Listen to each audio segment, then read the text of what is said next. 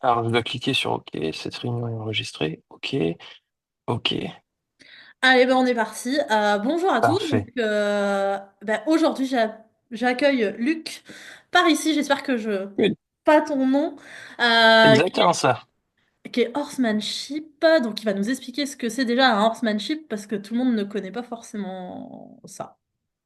Je te laisse. No problème. Bah, alors, on va essayer de se la faire version très simple. Horse, ça signifie cheval. Man, ça signifie humain. Et c'est souvent ce mot ship, S-H-I-P, qui souvent fait bugger les gens. Et ce qu'on doit vraiment comprendre, c'est que ça n'a rien à voir avec la relation entre un cheval et un humain. Ce mot ship, anglais, signifie développer des compétences à. Donc, si on résume, l'horsemanship, c'est le développement des compétences et des aptitudes requises que humains et chevaux doivent acquérir afin de devenir partenaires. Et donc, moi, je suis enseignant et je traverse toute la France pour expliquer aux gens justement comment développer une bonne relation avec leurs chevaux. Super. On parlait tout à l'heure là quand on préparait un petit peu l'interview. Alors on se connaît de loin parce qu'en fait on a été dans la même école. Hein. Un petit coucou à Eric d'ailleurs qui regardera je pense l'interview. Voilà. Du coup c'est ce qu'on disait. Enfin on est tous les deux passionnés de chevaux je pense depuis très très très longtemps. Et on disait même que les gens voilà ils veulent vivre de leur passion mais ils ont plutôt peur. Est-ce que tu peux nous faire un petit récap de ton... Enfin, un petit récap, mais en long ou en large ou en travers, de ton parcours, en fait, de bah, l'enfance, j'avais ça, l'adolescence, et puis après, voilà. Bah, alors, je vais essayer de le faire version assez simple en soi. J'ai commencé à l'âge de 5 ans avec ma mère qui était passionnée de chevaux et qui a jamais eu l'occasion ou la chance de pouvoir pratiquer l'équitation. Donc, elle a voulu donner la chance à nous quatre. On est quatre enfants. Donc, on a eu cette chance incroyable. Et première expérience avec un cheval de toute ma vie, on était allé dans un centre équestre. Je me souviens que ma mère parlait avec ma grande sœur, avec des gens, et moi, du coup, j'étais seul qui fait que j'ai vu un cheval qui était isolé dans un box et j'y suis allé et je me souviens avoir voulu poser tout petit hein, ma main sur ce grand cheval et c'est la dernière chose dont je me souviens. Et je me suis réveillé ensuite quelques minutes plus tard, tout en sang, avec le nez à moitié arraché, ce qui j'ai une cicatrice là, et c'était le premier contact que j'ai eu avec un cheval.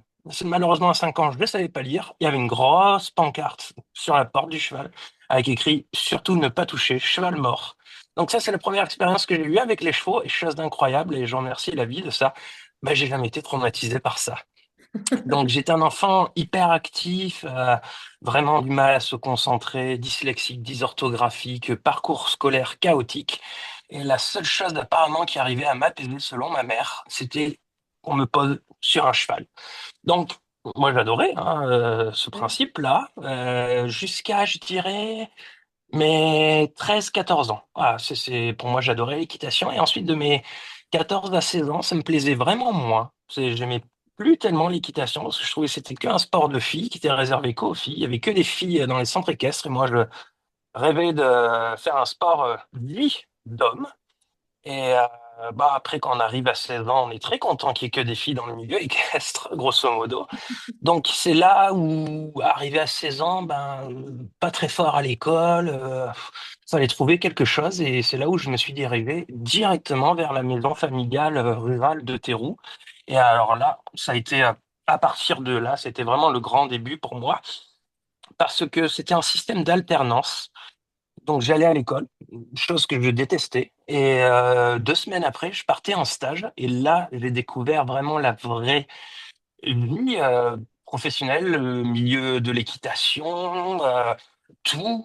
J'apprends que les chevaux, il faut les nourrir. Non pas que j'étais ignorant de cette chose-là, mais moi j'étais juste le gamin qui allait tous les samedis payer 1 heure pour monter à cheval. Et puis là, finalement, ben, voilà, il fallait nourrir les chevaux, il fallait s'en occuper.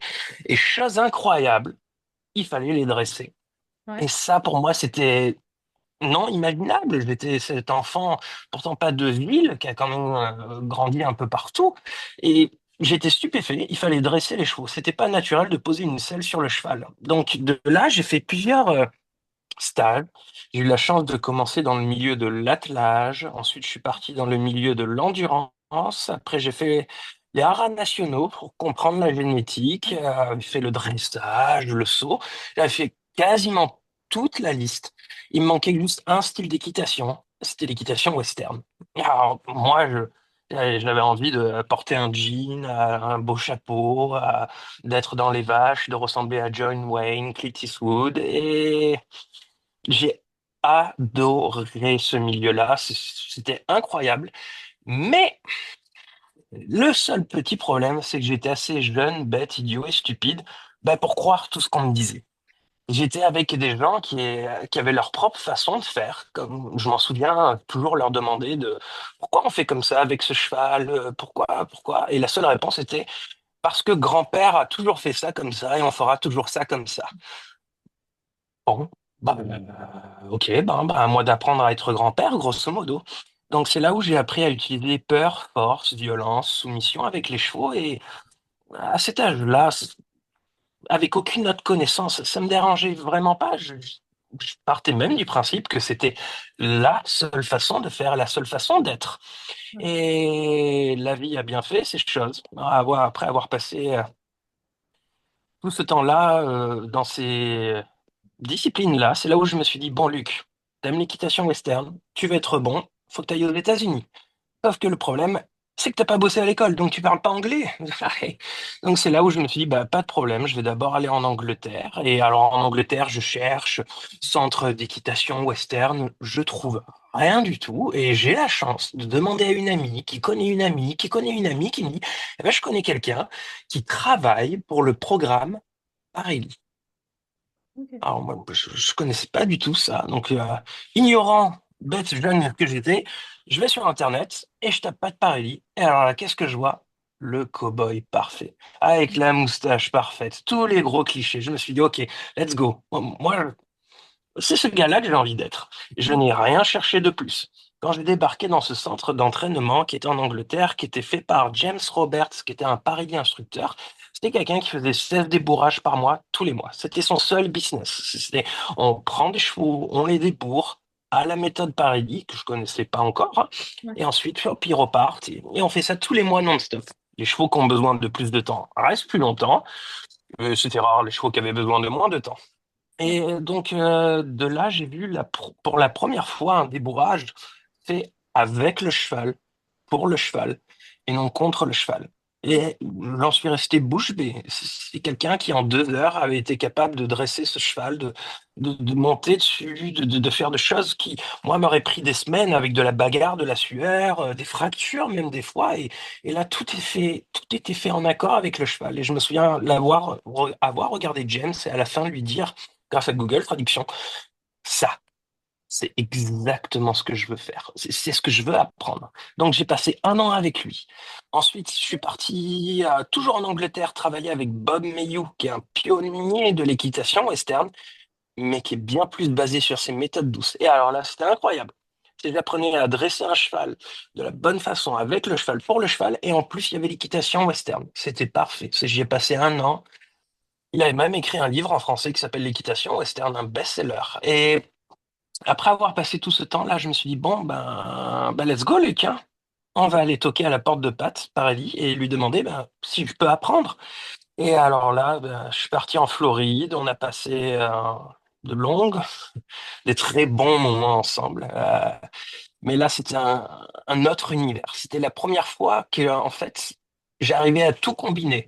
C'est-à-dire, il y avait la partie cheval, Ouais. et que j'avais découvert avec l'expérience et la vie, tout ça. Il y avait la partie entreprise du cheval, c'est-à-dire, ok, t'aimes les chevaux, t'aimes ça, le cheval il mange, et il va falloir qu'on ait des box, il va falloir qu'on ait des prés. Donc toute cette partie qui était vraiment nouvelle pour moi, avec l'école, on apprenait tout ça, et puis en plus pour un tracteur. Et là, c'était la partie business, hein. Si on doit ça aux Américains, on va pas se mentir. Et là, c'était la partie business. C'est bon, Luc, on a les chevaux. On a besoin de ça. C'est juste pour donner une image des chiffres. C'est Monsieur Parelli, c'est quelqu'un qui avait, ça a changé récemment parce qu'il est en train de vieillir, qui avait 2 ranchs, grosso modo. Il y en avait un en Floride et il y en avait un au Colorado. Prenez le temps d'aller sur Google et de regarder la distance qu'il y a entre les deux. Il y en a un qui est complètement à l'est et l'autre qui est complètement à l'ouest. Sur chaque ranch avait une capacité d'accueillir minimum, enfin, il y avait minimum 60 chevaux sur les 2 ranchs non-stop, plus avec ça, le fait d'accueillir des centaines, de centaines, de centaines de chevaux, c'était des ranchs qui avaient un coût financier énorme. Et pour moi, c'était impressionnant d'enfin avoir cette réalité en face de moi. On aime les chevaux, il y a l'entreprise et il y a le business, Luc. Et il faut qu'on arrive, que le business puisse nous permettre de vivre des chevaux et de faire grandir l'entreprise. Et donc, moi, j'étais jeune, j'avais 19, 20 ans, j'avais 20 ans. Donc, toujours, en plus, c'était version américaine, bien sûr, hein, Oui, tout bien est sûr. grand, tout est. Ouf, j'ai monté dans des manèges avec la clim, des choses. On pourrait même pas imaginer en France, et heureusement dans un sens. Et donc de là, après, ben, je suis resté avec Pat pendant 2 ans en Floride. Il m'a envoyé en Australie ensuite pour travailler pour lui, toujours pareil en Australie, à apprendre aux gens, et moi surtout apprendre autant des gens que des chevaux, pour ensuite revenir, pardon, au Colorado, devenir officiellement parier instructeur, revenir en France, passer le BPGEPS et officiellement devenir ensuite enseignant français. Et là, on était à mes 22 ans, et puis ça a été le top départ, et cela fait maintenant 8 ans, ouais, c'est ça, j'ai 30 ans, donc cela fait maintenant 8 ans que bah, je suis enseignant, que je vis de ma passion, et je mets un petit bémol sur ça, parce que je pense qu'on va en parler plus, que je vis de mon métier, qui est une passion, et c'est extraordinaire. Et voilà. Donc, grosso modo, maintenant, mon job, c'est de voyager partout en France. Je suis en train de développer mon propre centre d'entraînement humain et équin. Mais ce que j'ai fait pendant les 8 dernières années, c'est que je me suis assis derrière le volant d'une voiture et j'ai posé mon téléphone comme ça. Et c'était, oh, lui, il m'appelait, il est à Paris. Bah, allez, let's go pour Paris. Et donc, j'ai fait ça pendant 8 ans. Et puis maintenant, c'est beaucoup plus des stages que je réalise tous les week-ends, partout en France, avec des gens qui sont vraiment diversifiés, autant des professionnels que des particuliers. C'est même la dernière fois, j'ai adoré. C'était le mari d'une femme qui avait des chevaux. Lui, il y connaissait rien. Il s'est dit, bah, ça serait important pour moi de faire un stage. Donc voilà, c'est vraiment des clientèles ouvertes de partout. France, Belgique, Suisse, Luxembourg, tant que Yes. ça parle français. Ok.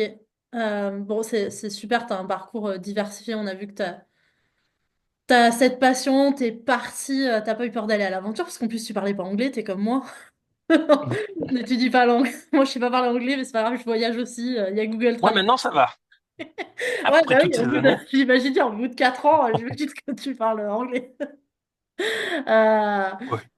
mais voilà, donc c'est oser faire les choses, ça c'est vrai que bah, tu le montres et tu le dis. Mais oui, Ouais. t'as passé 8 ans sur les routes. Alors pourquoi t'as pas monté une structure dès le début? Trop dur. Pour moi, c'est trop de choses d'un seul coup et j'irai pas jusqu'à dire que je suis l'exemple à suivre. C'est juste, je me suis posé, j'ai moi-même réfléchi et je me suis dit, bon, Luc, quelle serait la meilleure chose à faire? Et quand tu commences, c'est moi, mon premier investissement, ça a été un crédit pour une voiture et je n'avais pas du tout assez pour faire un crédit pour installer un centre ou quoi que ce soit. Donc, ben, j'avais ma voiture et j'avais envie de me faire connaître de partout, Hmm. que mon travail, pardon, soit reconnu de partout. Et c'est là où je me suis dit, bah, Luc, on va faire ça. Pendant les 10 prochaines années, tu te déplaces partout en France. Dans 10 ans, c'est fini. Et tu laisses les gens se déplacer de partout, de toute la France pour venir vers toi. Et souvent, on me pose même cette question, pourquoi t'es pas resté aux États-Unis ou à travailler aux États-Unis? Bah moi, je suis vraiment trop attaché à mon pays et puis j'ai vraiment envie de pouvoir offrir la chance que j'ai eue de tellement voyager, de voir tellement de choses, de dire à quelqu'un qui me dit, ah ben Luc, moi je peux pas voyager, de lui dire, ben, hey, moi je l'ai fait pour toi, ben Ouais. regarde ce que j'ai appris et apprenons-le ensemble. Donc voilà, ça a été ma philosophie de vie et maintenant je peux officiellement dire que ça y est, on est en train de construire ce centre pour pouvoir accueillir tout le monde. Mais ce qui n'empêchera pas le fait, parce que je reste beaucoup trop attaché à me déplacer, le fait que je vais continuer de voyager partout en Ouais, France. je pense que quand on aime ça, on continue Ouais. de voyager. Et quand on peut. C'est ça. Tu vas être où du coup? Tu vas le mettre où le centre? Le centre sera placé juste à côté de Montauban, dans le Tarn-et-Garonne, à Vaissac. Ok, Vaissac, pour ceux qui connaissent. ok. Bon, bah, on aura l'occasion peut-être de se voir à Avec Montauban. grand plaisir. Et justement, alors, comment c'est quoi la différence que tu as pu voir entre euh, les États-Unis et comment ils traitent les animaux? Parce qu'ils ont, voilà, ils ont une façon quand même aussi particulière. On n'a pas la même vision des choses. Mhm. Et nous, en France, comment on traite et quelle vision on a aussi des animaux? Parce que on parle beaucoup de bien-être animal, de vivre de sa passion. Alors, aux États-Unis, on sait que eux, ils sont tournés vers t'as le droit d'entreprendre et si tu réussis pour entreprendre, même c'est très bien. Ouais, la loi du business. C'est ça. Et nous, en France, on n'est pas du tout comme ça. On est plutôt élevé à va être salarié et fais la queue à l'usine et ça sera mieux. Je vais pas mentir, moi j'ai toujours, même encore, j'aime c'est ce truc que des fois les Américains peuvent avoir de bah, hier t'étais boulanger, si demain t'as envie d'être, je sais pas moi, moniteur d'équitation ou dresseur de chevaux ou même autre, il n'y a pas de problème. Ce qu'ils savent, c'est que bah, si t'es bon, tu vas réussir, et si t'es pas bon, bah tu vas pas réussir. Donc c'est leur philosophie. Euh, moi, je la match. Et moi, je suis pensé, et bah, j'ai dû passer bah, par vraiment d'autres choses. Mais c'est vrai que des fois, c'est exemple très simple. Il y a 3 semaines du côté, on était vers où? Aix-en-Provence, c'est ça, ouais, vers Aix-en-Provence. Et il y avait cette jeune femme qui m'a dit, hey, moi, je suis passionné du programme Paris. J'ai envie de suivre le même parcours que toi. J'ai envie de faire exactement comme toi. J'ai juste remarqué un tout petit détail qui m'empêche de faire comme toi, le BPGEPS. Je lui dis, oui, on doit passer par ce diplôme. C'est comme ça qu'on fonctionne nous, en France. Elle a dit, ah ouais, mais moi, j'ai pas envie de faire le BPGEPS. J'ai pas envie de passer un an à faire ça et à faire ça et à faire ça. Elle avait quoi? 22 ans.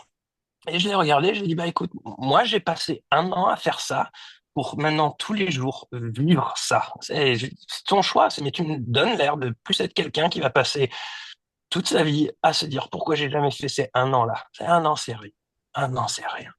On le sait tous. On a du mal à l'accepter, mais un an, c'est rien. Mm. 2024, c'était hier. C'est ça. C'est vrai, ce que Donc tu dis. voilà. Des fois, faut, voilà, et puis en France, on sait qu'on a des lois, ça nous permet aussi d'être sécurisés, hein, on peut, enfin, Moi, je trouve. Moi, j'ai vraiment vu le boulanger qui, aux États-Unis, du jour au lendemain, se mettait à enseigner. Version très simple, hein, c'est quand vous allez aux États-Unis, dans des centres d'équitation, il y a un énorme panneau, c'est dans n'importe quel centre, normalement, avec écrit que si il se passe quoi que ce soit avec le cheval, le propriétaire n'est pas du tout responsable. ouais. Parce qu'en plus, ils ont les systèmes de santé, de tout ça. Nous, c'est totalement différent. Moi, je trouve que c'est très bien le BPGEPS. En plus, bon, bah, moi, j'ai eu la chance de le faire, en tout cas, à un endroit où c'était à l'APIU, l'Académie professionnelle d'équitation western à Lyon. Et c'est un endroit extraordinaire. Mais pour rebondir sur ça, c'est intéressant. Quand j'ai commencé Théroux, le BPGEPS, exemple simple, Ouais. ça durait 2 ans. Mm. Le BPGEPS durait un an. Et dans tous ces milieux-là, dès que c'était devenir professionnel, on était beaucoup plus à commencer qu'à finir. Et une Oui. fois qu'on avait fini avec le diplôme, on était encore moins à vraiment ensuite le faire. Non pas que certains avaient plus ou moins de compétences, je pense juste qu'il y en a qui ont plus cru que d'autres. Ouais, mais moi je me rappelle à Théroux, alors je sais pas si ta session c'était pareil, mais nous on était 15 BEP. Ouais. Et je crois qu'à la fin, Ouais, chaque mois on coche. Ah, bah, lui, il nous a c'est quittés. ça. Choup. C'est ça. Et aujourd'hui, au niveau professionnel, je crois que je suis la seule à Ouais. vivre des animaux. Alors oui, j'ai les chevaux et je vis d'autres animaux, mais je crois que je suis la seule en fait aujourd'hui là-dedans. Donc Triste réalité.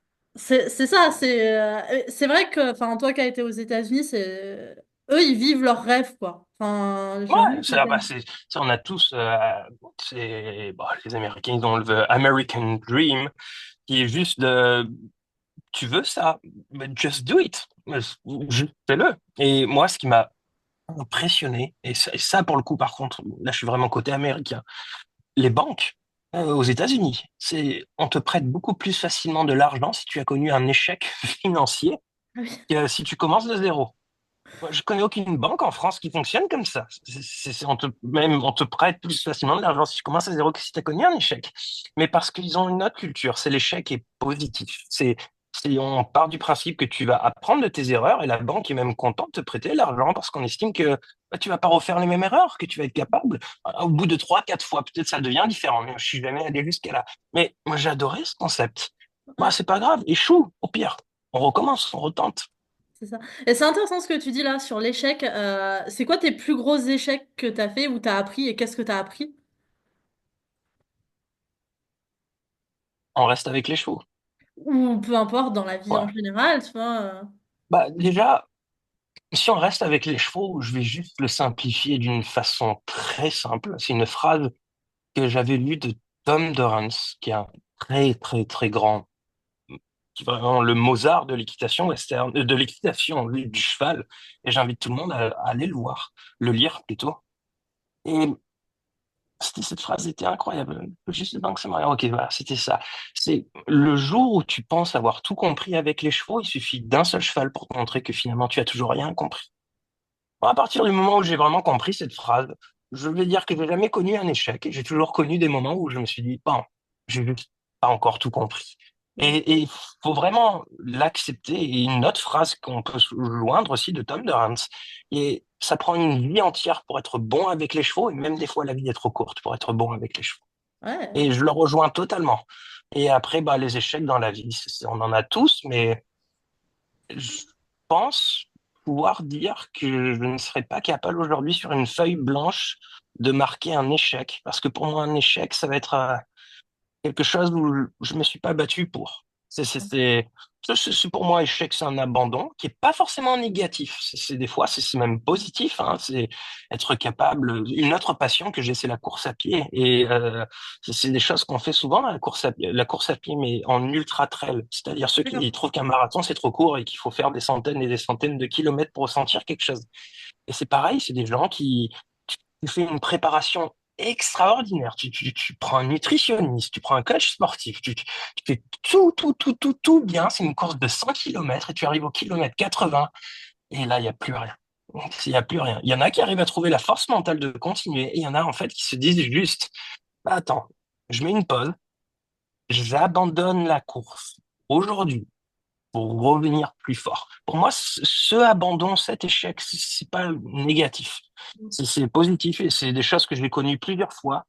C'est être capable de se dire, attends, faut que je mette pause, faut que je réfléchisse, faut que j'analyse, faut que je compare, c'est des adjectifs et ok, qu'est-ce que j'en retire de ça et maintenant let's go. Ouais. C'est bien ce que tu dis, t'amènes.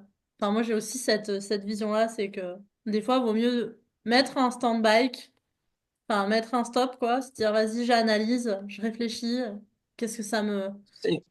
En Ouais, fait, le problème, à mon goût, et je pense, j'espère que tu vas me joindre sur ça, on apprend, on est des êtres humains. Ah, on adore vivre dans le passé, on adore vivre dans le futur. On est au courant aujourd'hui, hein, c'est le nombre de gens, même cette conférence en fait partie, ouais, de ce bien-être, d'apprendre à vivre dans le moment présent.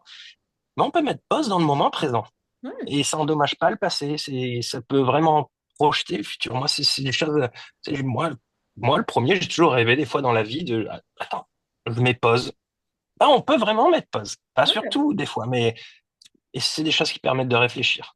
Ouais, moi, je te rejoins tout à fait. Je trouve que mettre une pause permet d'éclaircir, en fait, pour le futur. Ouais, Donc, c'est de vivre dans le présent, mettre une pause. c'est ça, je suis totalement d'accord avec toi. Euh, Du coup, ouais, donc aujourd'hui, bah, tu vis ton rêve, quoi, tu vis ta passion. Est-ce que tu peux nous donner les difficultés que tu as eues bah, quand tu es revenu en France? Parce que bon, tu étais comme tu as dit, aux États-Unis, tout est enfin, plus facile quand même pour vivre son rêve. Oh. La seule difficulté, c'est que j'ai dû expliquer, même encore aujourd'hui, à tout le monde pourquoi je porte un chapeau de cow-boy. Je pense que c'est la seule difficulté que j'ai pu remarquer. Non, c'est, je vais pas mentir. Je vais être très sincère. Donc, même un petit jeu de mots qui est drôle. C'est que moi, je m'appelle Luc et je me suis toujours considéré comme Lucky Luke, comme quelqu'un de très chanceux. Et je m'en souviens avoir déjà eu cette conversation avec Pat et de lui dire, bah, écoute, moi je suis quelqu'un qui a toujours eu énormément de chance. Il m'a regardé, il dit, comment tu épelles le mot chance? Et donc, je lui ai fait en anglais hein, et il me dit, non, non, non, non, non. C'est seulement trois lettres. Talent, sueur, compétence. Ah, il me dit, ces trois choses, c'est ce qui forme la chance. Et le plus tu les travailles, le plus tu développeras ta chance.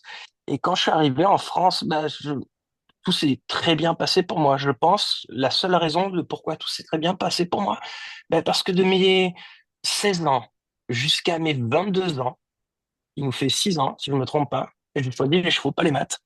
Et donc, c'est pendant 6 ans, en fait, j'ai été à l'université, grosso modo. J'ai appris que pendant 2 ans à la MFR de Terroux, un an pendant mon BPGEPS, toutes ces années passées aux États-Unis, j'ai été confronté à la réalité des choses, qui est de pas forcément mélanger le mot rêve et objectif. Et ça, moi, c'est vraiment quelque chose qui, même encore aujourd'hui, en fait partie. C'est Il y a des idées, et souvent, dès qu'on a une idée, on choisit un mot dessus, et ah bah c'est un rêve. Ouais, il y a peu de choses dont je rêve, mais il y a beaucoup de choses où c'est une idée, je me dis, non, ça c'est un objectif. Ça c'est pas un rêve. Et à partir du moment où on a un objectif, bah, comme avec un cheval, hein, grosso modo, je Ouais, pense même, le fait d'en discuter, c'est sûrement les chevaux qui m'ont appris ça. C'est OK, j'ai un objectif. Quel serait le prérequis nécessaire pour les réussir? Et quel serait le prérequis nécessaire pour réussir ce prérequis? Et ainsi de suite, et ainsi de suite, et ainsi de suite. Donc je pense avoir vraiment eu cette chance de prendre le temps de me former, d'apprendre, de découvrir les choses, de ne pas m'en dégoûter. Alors ça, c'est aussi autre chose. Et ensuite, de très vite me dire, attends, non, je ne suis pas dans un rêve, je suis dans mon objectif et je veux réussir cet objectif. C'est à mon goût, les rêves sont faits pour rêver, les idées sont faites pour émerger et un objectif est fait pour être réalisé. ouais. Je te rejoins aussi. Alors après, c'est vrai que j'ai mis rêve parce que pour moi, Non, souvent. non, je rejoins ça, c'est moi le gars d'or jouer sur les mots à chaque fois. Mais je suis d'accord avec toi. L'objectif est ce que tu as envie de créer et de vivre. Le Ouais. rêve est fait pour Et s'évader. beaucoup de gens ont des rêves, pas beaucoup d'objectifs. C'est ça, tout à fait. Les gens préfèrent s'évader que aller Bon, tracer sur ce tout le qu'ils monde peut veulent. rêver. Pas C'est beaucoup ça, de gens peuvent atteindre leur objectif. c'est ça. Ça, je suis d'accord avec toi et je le rejoins totalement.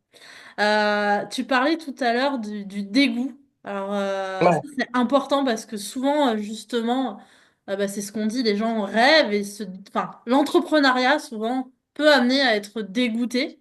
Moi, je le vois tous les jours. Enfin, je bosse avec plein d'entrepreneurs où on reprend leur entreprise, etc., etc. Et sont dégoûtés en fait de ce qu'ils font parce qu'en fait, au lieu de travailler en kiffant la vie, comme je dis, ils ouais, travaillent dans une prison dorée. ouais. Comment toi tu vois ça? J'aimerais bien qu'on échange là-dessus. Ça devient philosophique maintenant. Ça me plaît. C'est, c'est une bonne question, ça. C'est les moments où moi j'ai pu sentir ce dégoût, c'était en fait des moments totalement naturels, totalement du principe de l'humain. J'ai discuté il y a 2 jours avec quelqu'un, on parlait, je sais plus comment on est arrivé à parler des doutes, d'avoir un doute.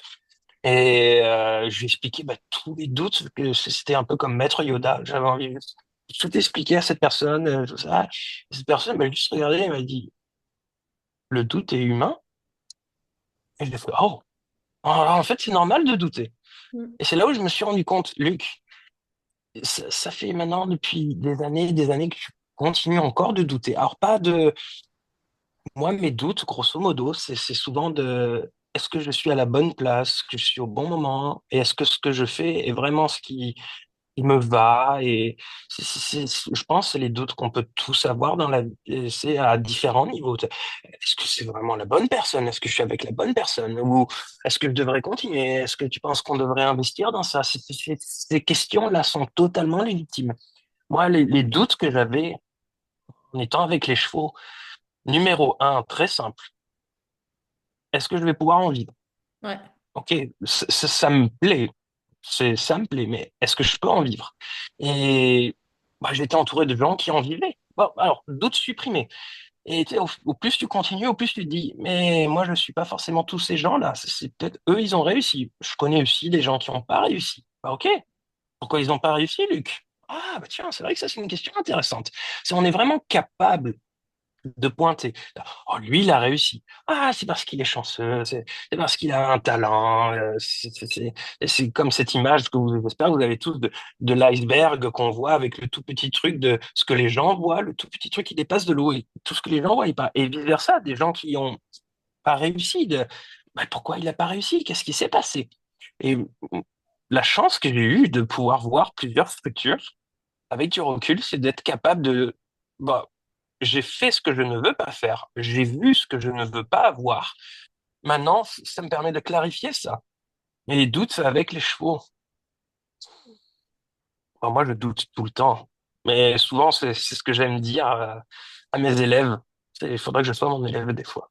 Ça m'arrive souvent de quelqu'un qui me dit, ah, je me pose trop de questions. Je dis, c'est pas grave, c'est bien de se poser des questions. Juste pose-toi les bonnes questions. Et ça, c'est aussi des choses importantes. On a plein de questions. Certaines questions méritent d'être appuyées, d'être réfléchies. Et des fois, certaines questions méritent juste pas forcément d'être oubliées, mais rangées dans la catégorie. Ça va pas m'apporter beaucoup d'y réfléchir à ça. Ouais. Je sais pas si c'est compréhensible pour tout le monde. Ouais, non, mais je vois très bien enfin, ce que tu dis, quoi, et je pense que les gens vont comprendre aussi. Euh, Tant mieux alors. mais moi, j'aime bien dire les doutes, c'est un symptôme. Il y a juste à avoir Ouais, c'est quoi le symptôme. Voilà. Voilà. Mais ouais, c'est vrai que le dégoût, souvent, c'est un symptôme aussi. Et pourquoi je suis moi, c'est des dégoûtée? choses. Le dégoût, pour moi, c'est juste lié avec le doute, quoi. Vers où je vais? Est-ce que je vais vers le négatif ou vers le positif? Et moi, ce que j'adore, c'est que dans le programme Paris, on a ce qu'on appelle les 7 clés du succès. C'est-à-dire ces 7 clés qui vont t'emmener au succès.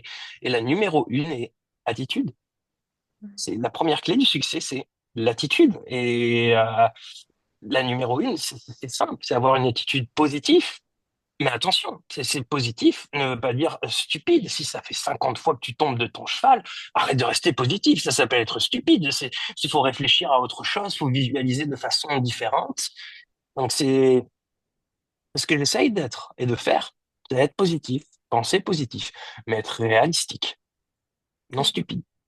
C'est ça, être réaliste pour vivre Ouais, l'objectif, son rêve, enfin, en tous les cas, ce qu'on a envie de réaliser, ça, c'est important, tout à fait important. Je pense que c'est aussi pour ça, et je pense que tu me rejoindras là-dessus, les gens ne réalisent pas leurs rêves ou leurs objectifs parce parce qu'ils sont pas réalistes, en fait. ouais, des fois c'est ça, c'est vrai. Hein, je pense qu'on pourrait citer plein de raisons pourquoi, mais celle-là sûrement fait partie. C'est ne pas être capable de réaliser les choses. Et j'ai pas envie de dire c'est pas si grave, parce que je ne sais pas ce que je ne sais pas. Et là où moi je trouve c'est important, c'est d'être capable moi j'en ai jamais voulu aux gens qui savent qu'ils ne savent pas. J'en veux bien plus aux gens qui savent qu'ils ne savent pas, mais qui ne veulent pas savoir. C'est quand tu sais pas, tu sais pas. Si tu sais que tu sais pas, mais que tu veux pas savoir, il faut changer l'attitude. Ouais, ça, je suis d'accord avec toi. Bon, on arrive à à la fin de l'interview. Oh, good. Ouais, ça a été vite, hein. Ça passe vite. Euh, je voulais juste qu'on fasse un petit point. Qu'est-ce que tu aimerais à dire, enfin, qu'est-ce que tu aimerais dire aux personnes qui nous regardent, justement, de pouvoir vivre de ce qu'elles veulent, en fait, et de ce qu'elles aimeraient. Ce serait quoi les mots de la fin que tu voudrais leur laisser, si on a une chose à sortir de tout ça?